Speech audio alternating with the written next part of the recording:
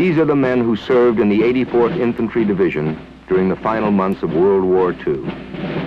First committed to action on the Siegfried Line in November 1944, they were quickly caught up in the Battle of the Bulge and the series of conclusive engagements that followed.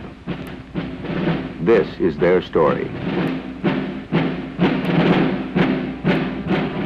By the beginning of November 1944, the defeat of Germany appeared imminent.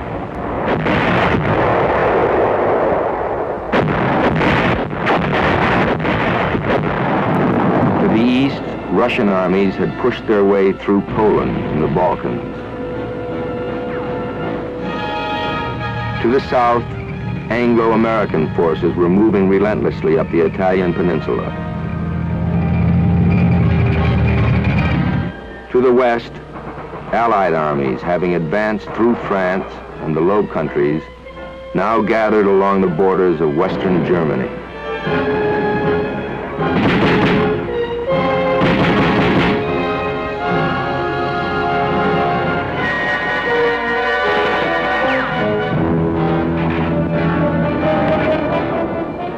Altogether, we were on the Siegfried Line for about 3 weeks, and my memories of that are pretty much blurred. It was mostly mud and cabbages, and every now and then we did have a slight move forward, but for the most part we were just in the foxholes, usually filled with water.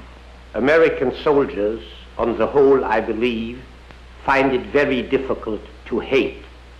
We spoke of the Germans and thought of the Germans as our enemy, but there was no such thing as violent hatred.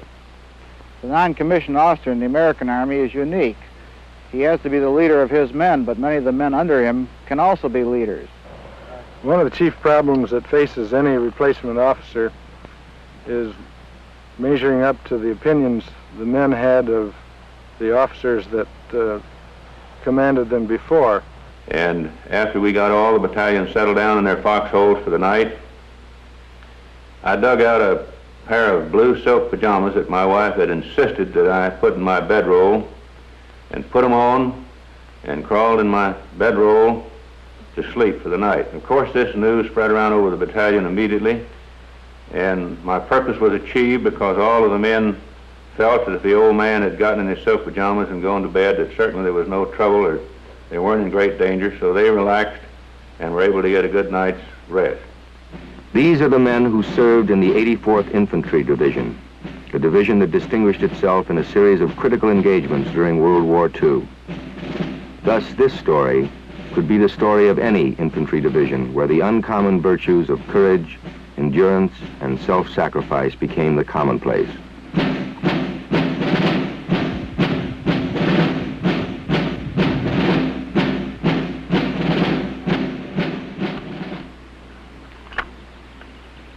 Good old M1 rifle, semi-automatic, breech-loaded. Seems a lot heavier than it did 20 years ago. My name is John Shaw. I was with the 84th Infantry Division as a buck private during World War II. I was one of these ASTP boys, 3,000 of us shipped down to the 84th Division in April before we went overseas in 1944. And we were trained hard and sent overseas in September, and were in England for a while, and then we caught the Red Ball Express. And then before we knew it, we were right on the edge of the line, ready to go into combat. And we were all of us kind of wondering what things were going to be like. We could see the shells going off, we could hear them, and we were all sort of nervous, but I don't think anyone was really fully conscious and aware of what was going to happen. The men of the 84th Division had managed to penetrate the enemy lines a few hundred yards east of the Dutch frontier. But the Siegfried Line barred the way to further advance. This fortified zone of tank traps, gun emplacements, and pillboxes had become a shield behind which weary German troops now assembled.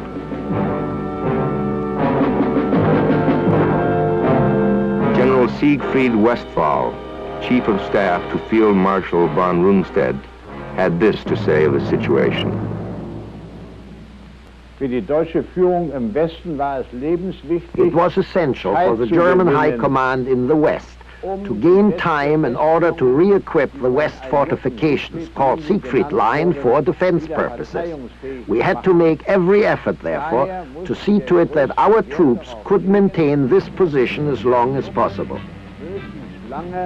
Westlich dieser Siegfriedlinie, also noch in Belgien und Luxemburg behaupten konnten. The West fortifications had no weapons. The wire entanglements had been dismantled, and even some of the keys to unlock the rusty dugouts were missing.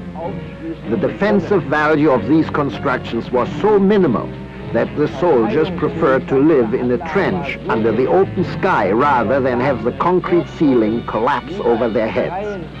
We reported this to Hitler, who flew into a rage and retorted, "The whole world trembles in fear of this phenomenal achievement of German technology."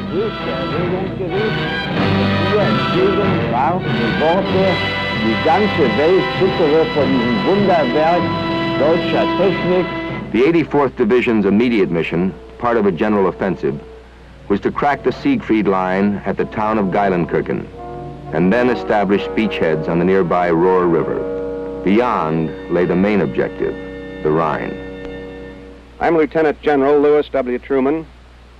During World War II, I was a colonel, Chief of Staff of the 84th Infantry Division, and Chief of Staff to Alexander R. Bowling, the Commanding General of the 84th Division. The intelligence which we received was of the very best. The individuals, clear down to the squad level, were indoctrinated, instructed exactly what their jobs were to be. There is no question but that we had very much confidence that we'd be able to carry out this mission. I know also that the regiments, the battalions, the companies, and the platoons and squads had that same feeling of confidence. The 84th Division would be supported by the British on the left and the American 2nd Armored and 102nd Infantry on the right. Facing them were several Volksgrenadier divisions and a number of crack Panzer units. At precisely 5 minutes to 7 on the morning of November 18th, an artillery barrage signaled that the attack had commenced.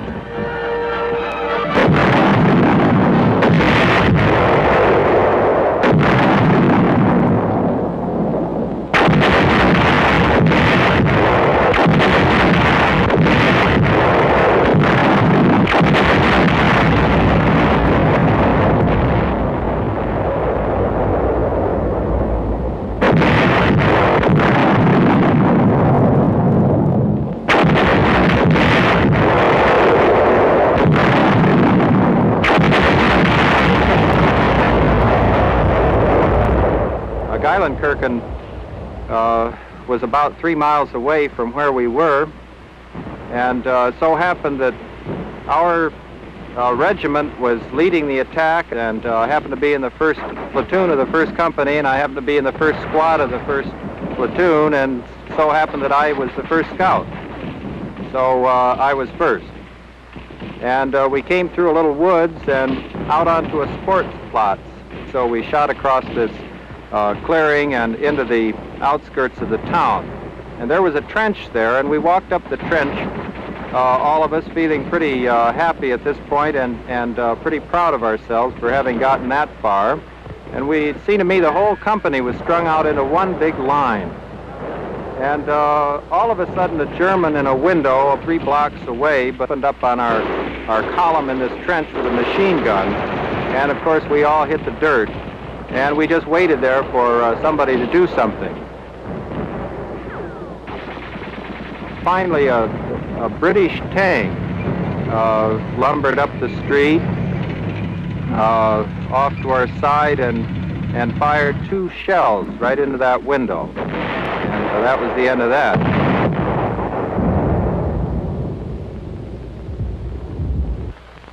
I'm Richard K. Hawkins. I was a first lieutenant with A Company 334th Infantry of the 84th Infantry Division. It was necessary for complete cooperation between various branches of the Army. And since it was necessary for the infantrymen to attack on foot, seize the ground and hold it, it was also necessary for artillery to neutralize these positions before the infantrymen jumped off. It was a wonderful show of cooperation between these different branches.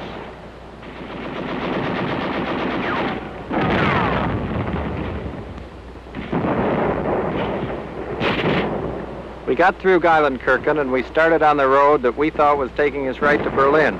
We felt great and we were pretty excited about being in the war. And after we'd gone about 500 yards up the road, the 88 started coming in. Like fools, we ran into a little woods, and all of us tried our best to dig into the ground. We used our hands that just tried to claw the dirt, trying to dig in. In the meantime, these shells were coming into the trees and bursting all around us, and our friends were being hit and were screaming for medics. This lasted, it seemed, for about half an hour. I suppose it lasted about 5 minutes.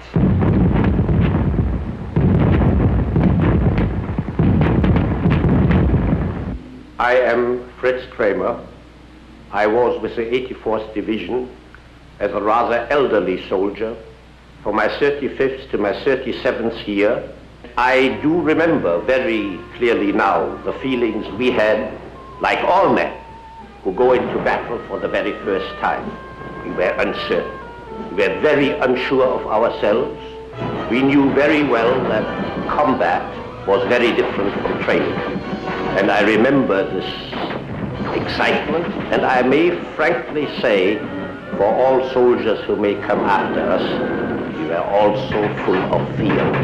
Not necessarily fear of the enemy, but fear of our own making it or not making it. How would we stand up?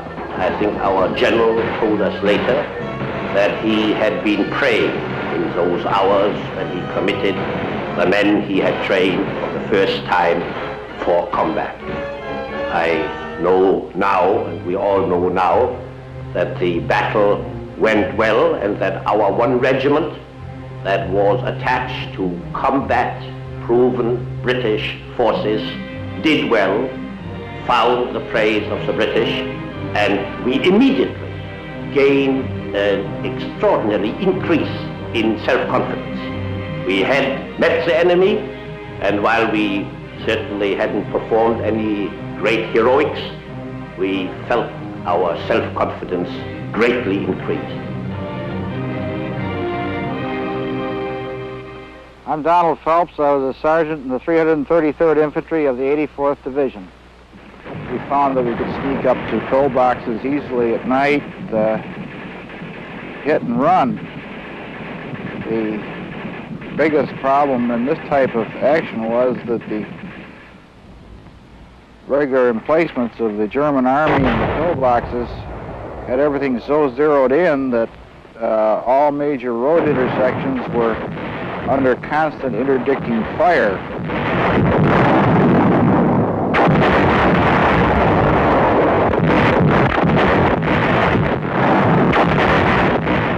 By the 21st of November, the Siegfried Line had been dented. The objectives in and around Geilenkirchen had been taken. The 84th now headed for the Rohr River, a few miles distant. General Bolling picked the village of Lenneck as the ideal location for the planned river crossing.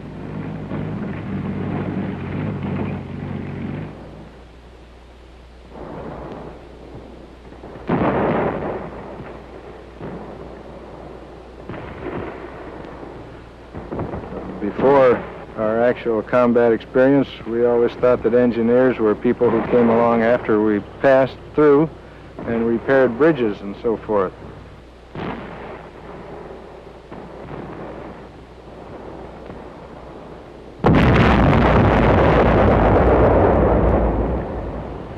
We actually had engineer squads with each rifle platoon whose function was to place explosive charges in pillbox and braziers, and this helped a great deal in overcoming this resistance. In the murderous frontal attack that followed, several discoveries were made. All sectors of the German Western Front had strict orders to relinquish as little German territory as possible. Every inch of ground was to be defended tenaciously.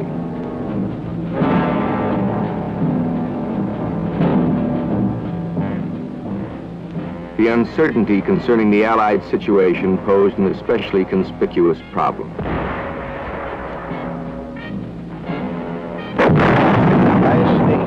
One never knows what the enemy has up his sleeve. One does not know for certain how strong he is. One does not know about his disposition. Many things can only be guessed. But there are certain impressions one does acquire. We were of the opinion that the American unit, excellently equipped and under good leadership, was headed for ultimate success, confident of victory. Besides, the command was prudent, advancing step by step, and justly trying to avoid bloodshed wherever possible. Geführt, siegessicher dem Erfolg entgegensteuerte.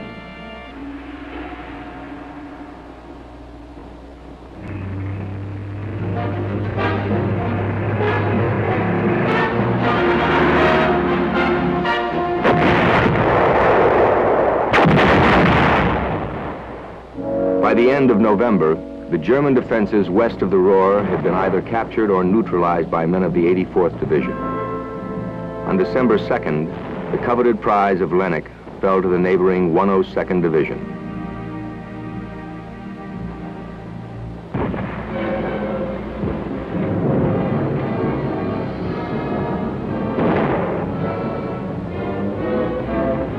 To sum up the actions of the 84th Division in the Geilenkirchen area in the Siegfried Line, it had reduced or captured 8 strong points or villages.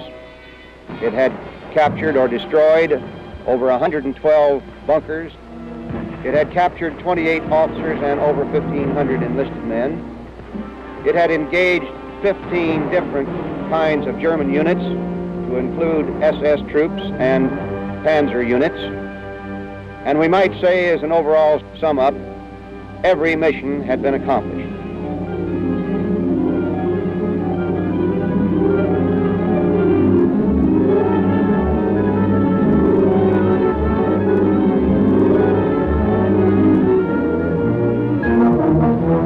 While the Allies made preparations for the crossing of the Ruhr, a major offensive was about to be launched by the combined German forces.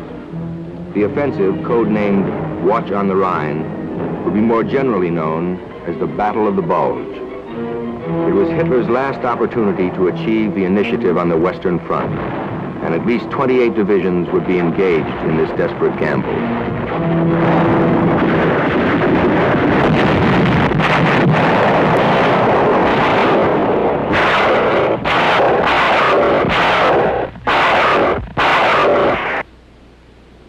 The field that I am on this afternoon is representative of those around Marsh, Belgium that are now being farmed again.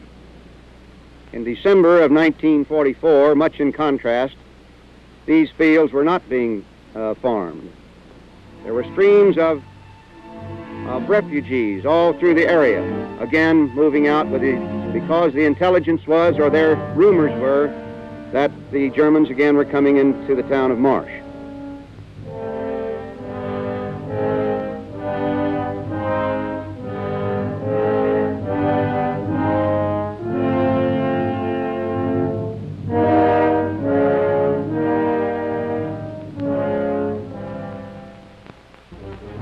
About 9 o'clock on the morning of the 20th of December, General Bolling, along with a couple of staff officers, an aide, and 4 MPs, went to Verviers, Belgium, where the First Army headquarters was.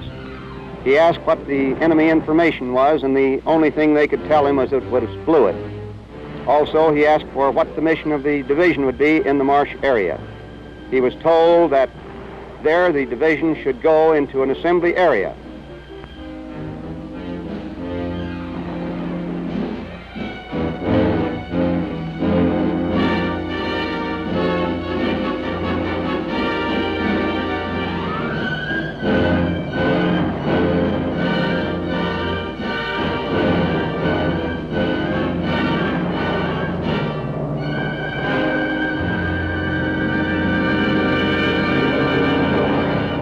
As the front bulged further westward, the principal road centers of La Ruche and Saint-Vie, Belgium, fell to the Germans. Bastogne was encircled and its capitulation seemed certain. Unless the town of Marche, Belgium, remained in Allied hands, it seemed probable that the Germans could take the River Meuse and sweep on to Paris. The 84th Division was ordered to withdraw from its positions on the Rohr and take up a defensive line along the Marche-Houghton Road. It was at this time that we got sudden orders to move. We were loaded into Army trucks and we started moving back. We heard all kinds of rumors. We heard the Germans had broken through. We heard there was a big offensive.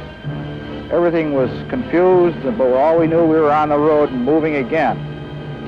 Of course, it had only been a month before that we'd moved up by truck, so we were kind of used to it. But this was a night move, in the dark, around the back corners, and orders were changed constantly. We never knew from one minute to the next what was going on. On our way back, we ran into trailers bringing up assault boats to cross rivers with. They apparently were for us, but we weren't going to be there to be with them.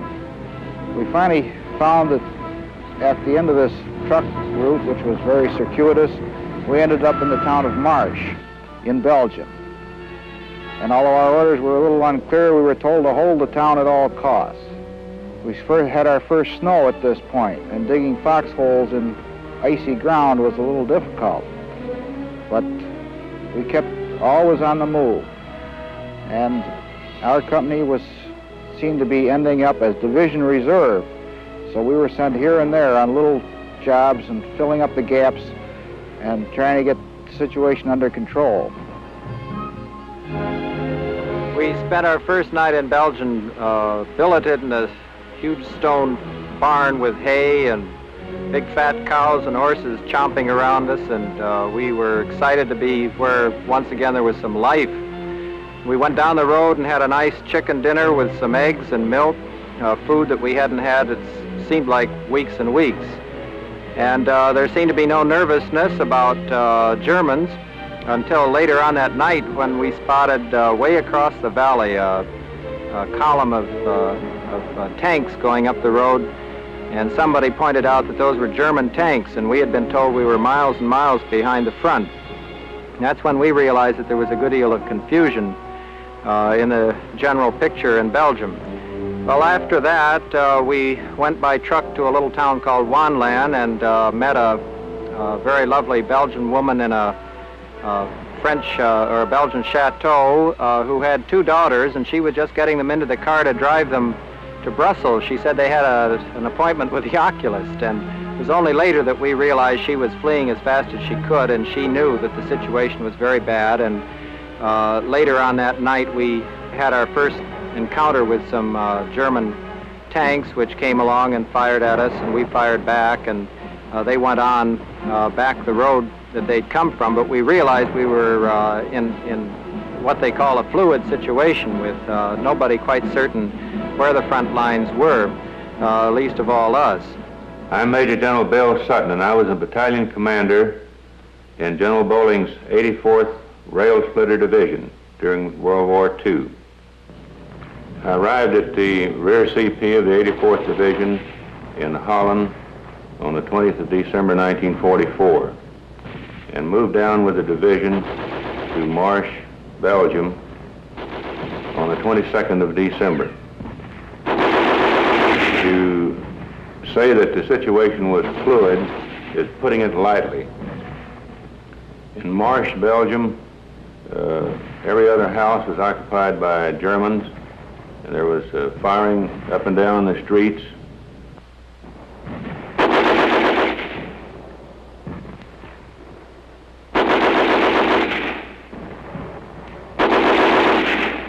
The 334th Infantry had organized positions along the front edge of the Marche-Houghton Ridge. I can remember that the foxholes were sometimes 150 yards apart, and they'd been dug in frozen ground, sometimes with the aid of explosives.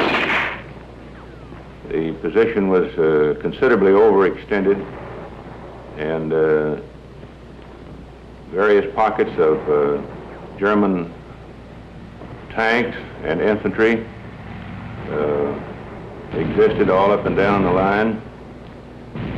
And during the day, the Germans had infiltrated tanks and infantry into a wooded area back of the front lines and in front of the reserve elements. And they were discovered quite by accident by a small unit going up to reinforce an attack. Took the wrong road and ran into this pocket of German tanks and infantry. And they backed off and reported this.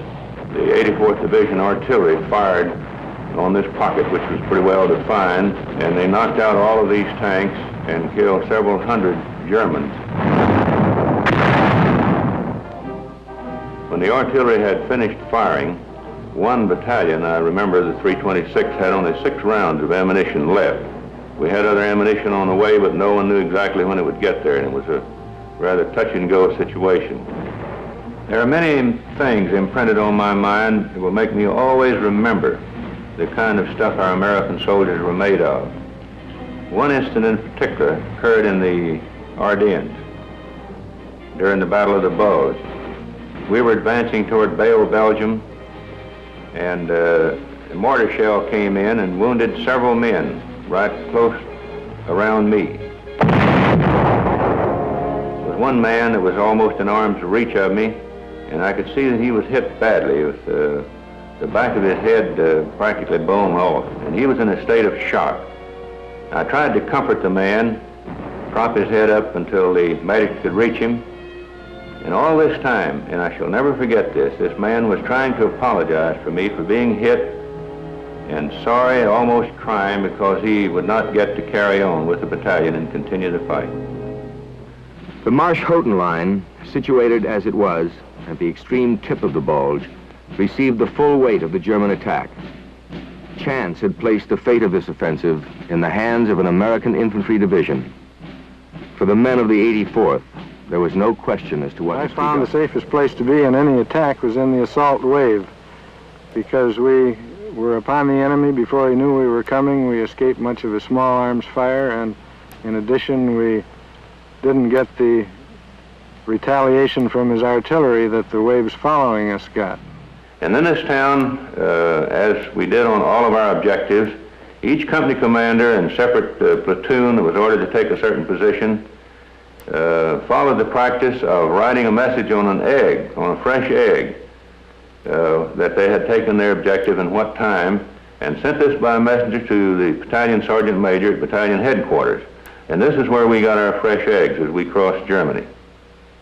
As we were leaving for the attack that night, the first sergeant said, "Take it easy and don't get hurt." I said, "Sure, I won't," but I knew right then that I was going to get it, and a half an hour later I did. We had been fighting then for 10 weeks, and we brought back a spirit of feeling of confidence, not only in the staff, but also in the regiments, battalions, and even companies, which really put us in good stead for the future. December 1944. In a last effort to regain the military initiative, Hitler had ordered a major counteroffensive in the Ardennes.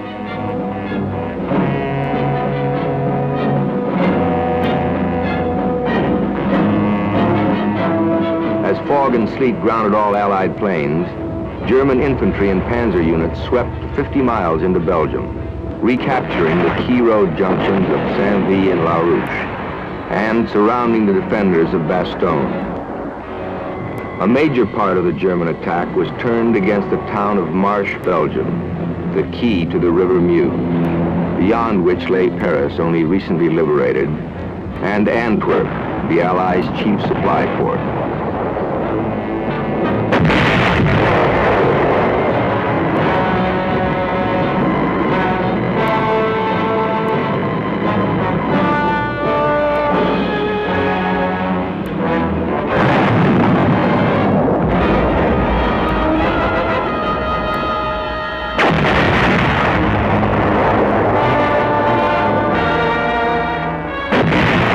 The 84th Infantry Division had hurriedly left the Siegfried Line and had taken up defensive positions along the Marsch-Houghton Road. Only by the most heroic resistance would the Allies be able to hold in the flanks of the Nazi salient and keep the enemy line from bulging further westward. I'm Richard K. Hawkins. I was a first lieutenant with A Company 334th Infantry of the 84th Infantry Division. We were spread over an extremely wide frontage. Our rifle company actually covered close to a mile in width, with foxholes of 2 men each, roughly about 100 yards apart. This is perhaps 4 to 5 times the usual amount of frontage that a rifle company will cover in a defensive situation. There were several times when our forces were attacked by great numbers of tanks. In one instance, near the village of Verdun, approximately 200 enemy infantry and 9 Tiger tanks attacked us and actually overran our position. This was one of the few times in which it became necessary for me to call down artillery fire on our own position.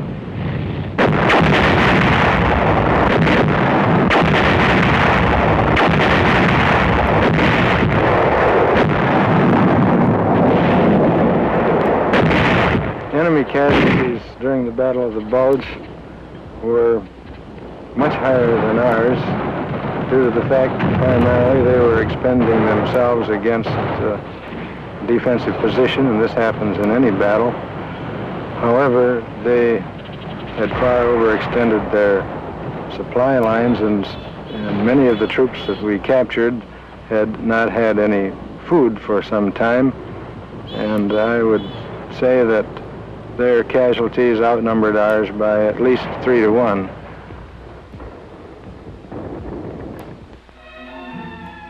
This stately chateau, situated at the edge of the village of Verdun, is the property of a Polish baron. During the December fighting, it became a house of horrors, as it was methodically disfigured by some of the bitterest hand-to-hand fighting of the war. A member of the family recalls. My name is Elizabeth de Radziski, and I spent many days in the castle at Verdun. We witnessed the whole battle, and I was with my father and a few people from the village, and some friends who had come here to find shelter.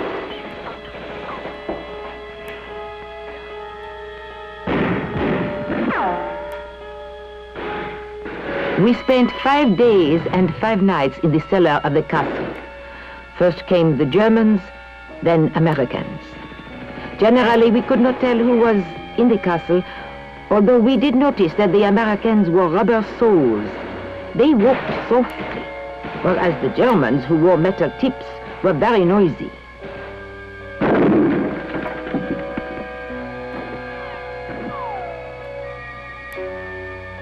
Our food consisted of bread, some butter, and ham.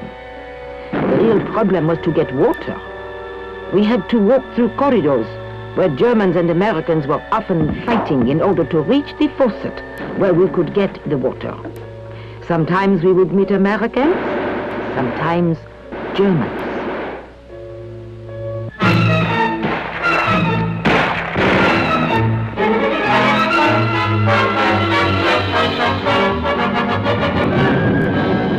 A week after the Ardennes offensive had begun, the weather suddenly cleared. Allied air reconnaissance and bombardment was now possible.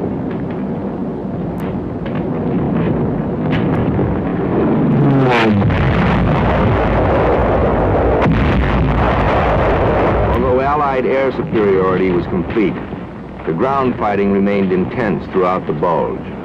The turning point in the battle for March came on December 26th.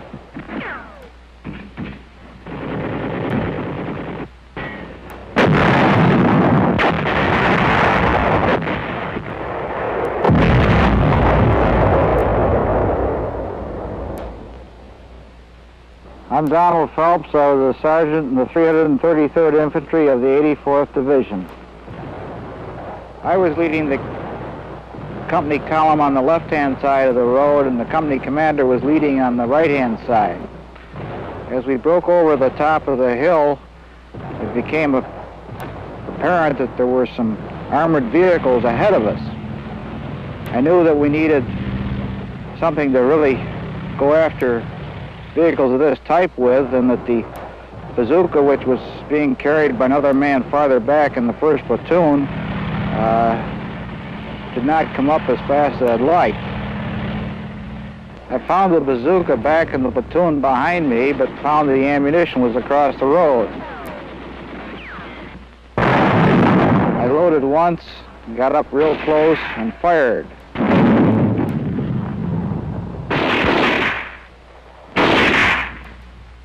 And I was very gratified that the bazooka worked properly and I made a good hit. I'd never fired one before. I made 2 or 3 trips back to the ammunition supply and up and fired again. All of a sudden, somebody had spotted that we needed some help in that area, and some of our artillery fired. A piece of the shrapnel flew across my hand and arm, and as it came, I felt it burn, and I heard it bounce off the end of the bazooka. I realized I'd been hit, but it didn't seem too serious. One of the men near me also realized I'd been hit, and he came over to see if he'd give me aid. We succeeded in putting a tourniquet around my arm by using my belt, but then I started back down the road. After we got back to a couple of platoons, action was such that I could stand up and walk down the road, and all I could think of was, "Merry Christmas, boys."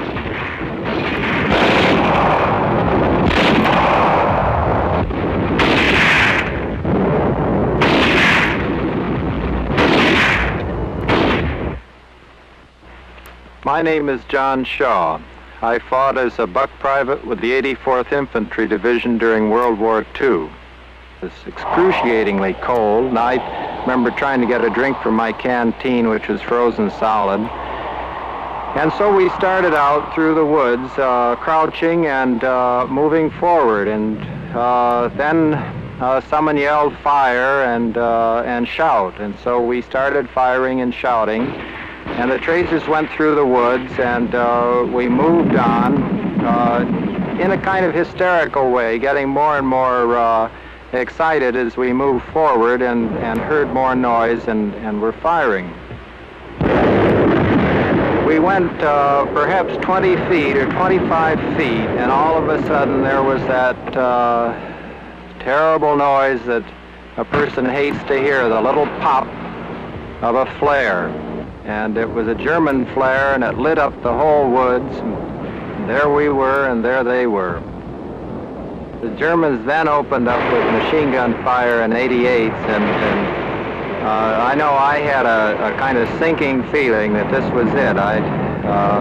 This was the first real fighting that our company had been in, where we were playing with the big boys, and we knew that this was for keeps, and all of us were terrified. These machine gun bullets were firing a few feet off the ground, and then occasionally, as they would rake up and down this line of all through the woods, occasionally they would dip down, and then you'd hear somebody screaming from that section where they dipped down. And they sprayed us just as if they had a garden hose. They sprayed and sprayed, and then the more flares went up, and the tanks opened up directly again with 88 fire.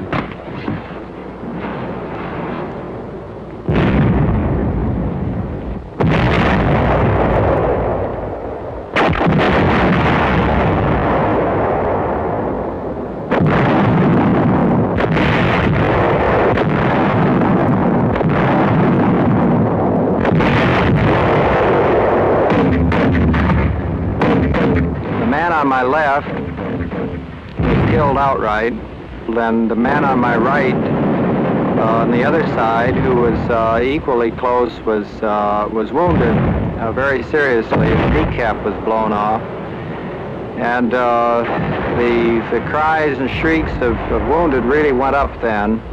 And I turned to the man on my right and put a tourniquet on his leg. My name is Major General Bill Sutton, and I was a battalion commander in the 84th Division in World War II. It was critically important for the 84th Division to hold the Marsh-Houghton Ridge and stop the attack. And only by the determination of the officers and men of the 84th Division and the expert leadership of General Bowling, the division commander, were they able to do this.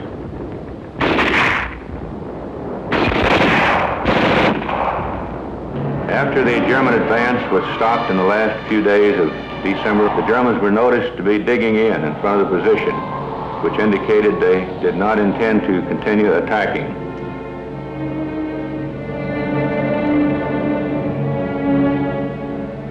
The bulge would bulge no further. Hitler had again misjudged the capacity of the American soldier.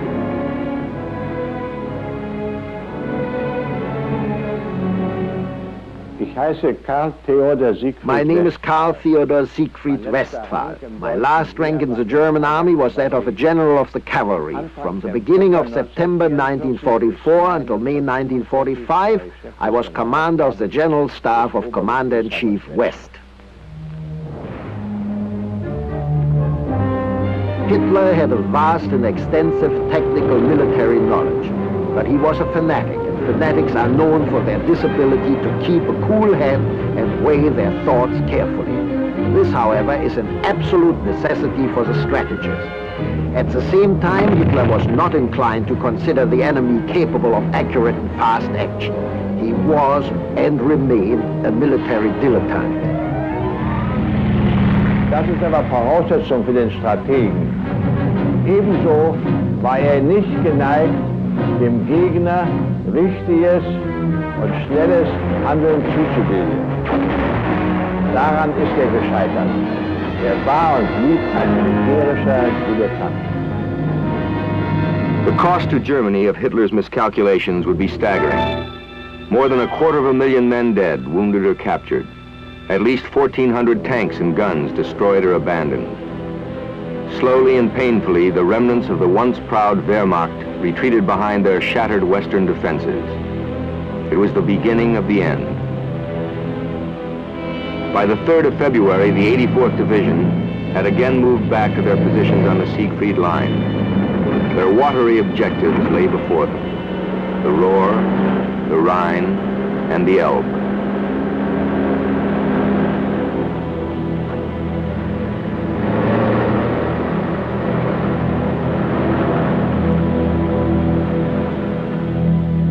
I'm Lieutenant General Lewis W. Truman. During World War II, I was a colonel, Chief of Staff of the 84th Infantry Division, and Chief of Staff for Alexander R. Bowling, who was the commanding general of the 84th Infantry Division. The Ruhr River crossing was one of the most thoroughly rehearsed river crossings of any unit in the European theater. The original crossing date was to be 10 February, but it was postponed because the Germans had flooded the area.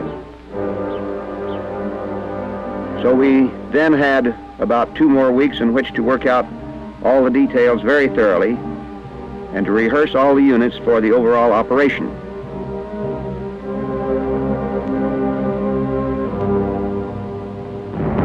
It's amazing that we ever got across the Ruhr River, considering the confusion that takes place during the preparations for the attack.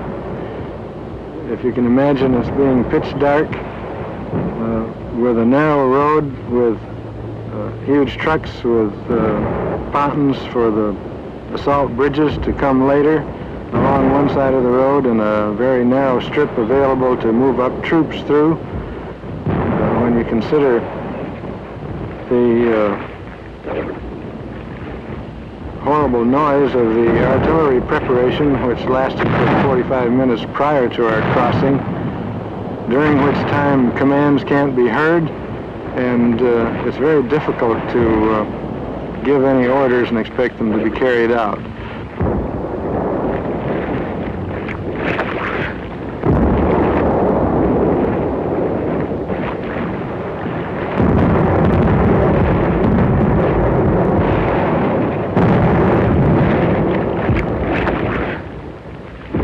had constructed a rather wide band of wire, barbed wire, on the far side of the Roar River and studded it with S-mines, which bounced up in the air when triggered off about 6 feet and exploded there, making it impossible for anybody to avoid the fragments.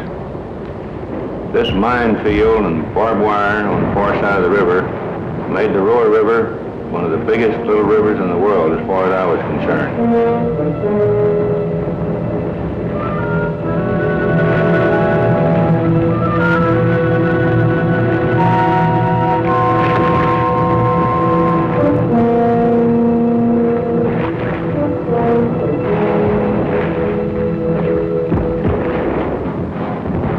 Before that day was over, we had 2 full infantry regiments across.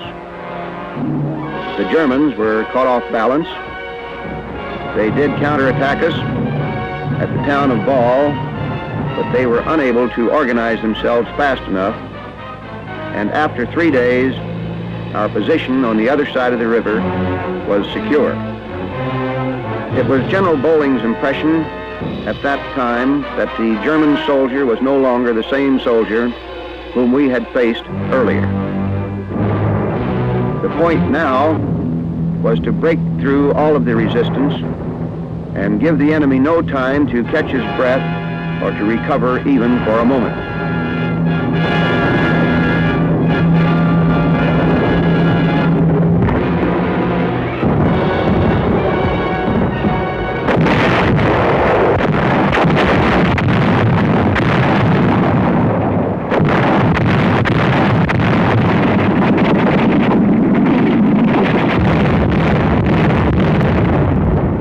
The final phase of the war began for us on April the 1st when we crossed the Rhine.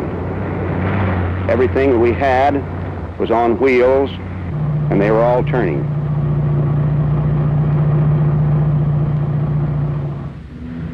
We rolled across the northern part of Germany on autobahns for the most part, at great speeds and long convoys.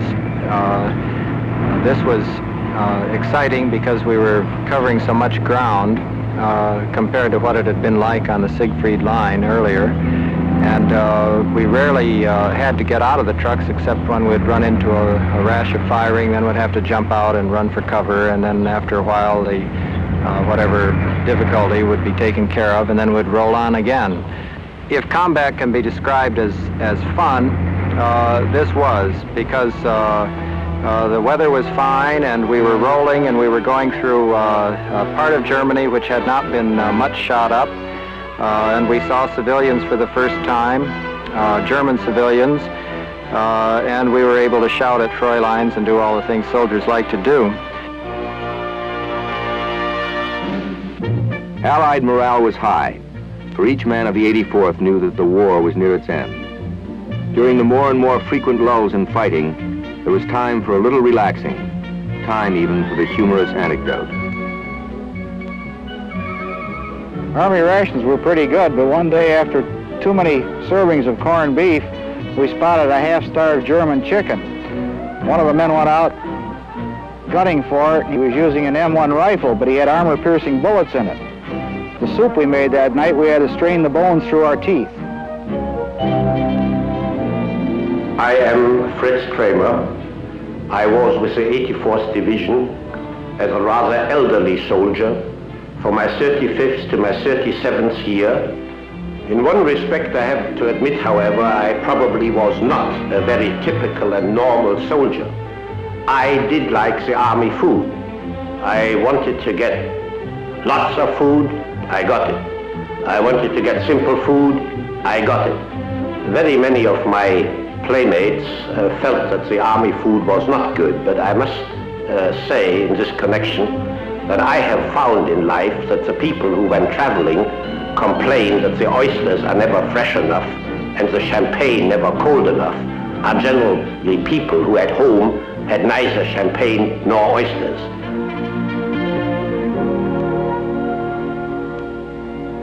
There was one fellow that we had who was really sharp at gathering eggs. He knew where they all were. And he gathered a big armful of them one morning. It was very early, about 5 o'clock, and he was just coming around the corner of a building, and a German officer came around the other way.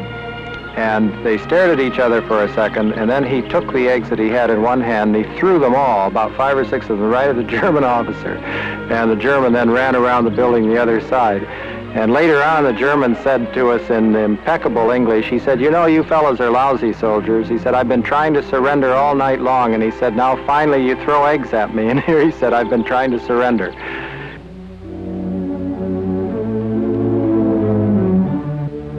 But there were other German soldiers who found surrender less of a problem.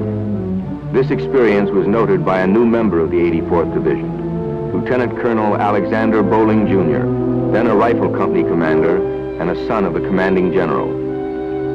He had only recently escaped from a German prisoner of war camp.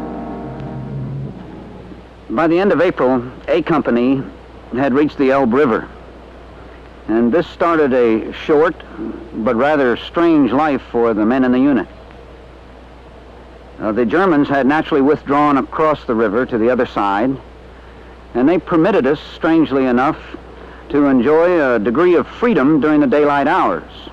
We actually could go out into the river and fish, near our banks, of course. But at nighttime, any movement along the river whatsoever drew fire. At that particular time, there was a degree of mixed emotions among the men in the company. There was that particular feeling in which they wanted to go on and be the first unit into Berlin, which had been the division objective ever since they landed in Europe. And at the same time, the soldiers, I don't believe, wanted to have the honor of being the last man, the last casualty in the war. And I must admit, the Elbe looked very wide at that time. After just a few days, really, on the Elbe, we awoke one morning and discovered, much to the amazement of everybody, that the far bank was virtually covered with tens of thousands of German soldiers, desperately trying to get across to our side. It was quite apparent that there was no effort, that this wasn't an attack, and as a result, there was no effort on our part to prevent this crossing. They were trying to get across on rafts that they had made during the night, and on boats, on inner tubes, any way they could get across, and they were quite successful. And this, of course, was the day when our battalion, and I guess the division, captured the largest number of prisoners. The war wasn't over, but the Germans had decided that they were going to surrender to us rather than to the Russians. One of the lasting memories for me of this last action was when General Bowling and I crossed the very swift Elbe River to meet the oncoming Russians. This was on the 26th of April. On the far bank of the river were at least 10,000 German soldiers who had not yet been taken prisoner. Some were wounded, others were sick, and all were thoroughly demoralized. The very sight, though, of so many men trapped there on the other side of the river symbolized for me the total collapse of the German army and the absolute conclusion of hostilities. When we finally encountered the Russians on the opposite bank of the Elbe, they appeared to be a rather motley, disorganized crew with all kinds of transportation, including horse-drawn wagons, ambulances, motorcycles, bicycles, and even a few riding bareback plow horses. They were a very friendly, boisterous lot who seemed extremely happy to meet up with the Americans and finally realize that the war was at an end. For those who met at the Elbe on that April day in 1945, the war had reached its inevitable conclusion. On May 7th, the end would be made official by the formal surrender of all German forces to the Allies. The Third Reich, which Hitler had proclaimed would last 1,000 years, now lay buried within the rubble of a devastated Germany. For the majority of Germans, there was nothing left to fight with, nothing left to fight for.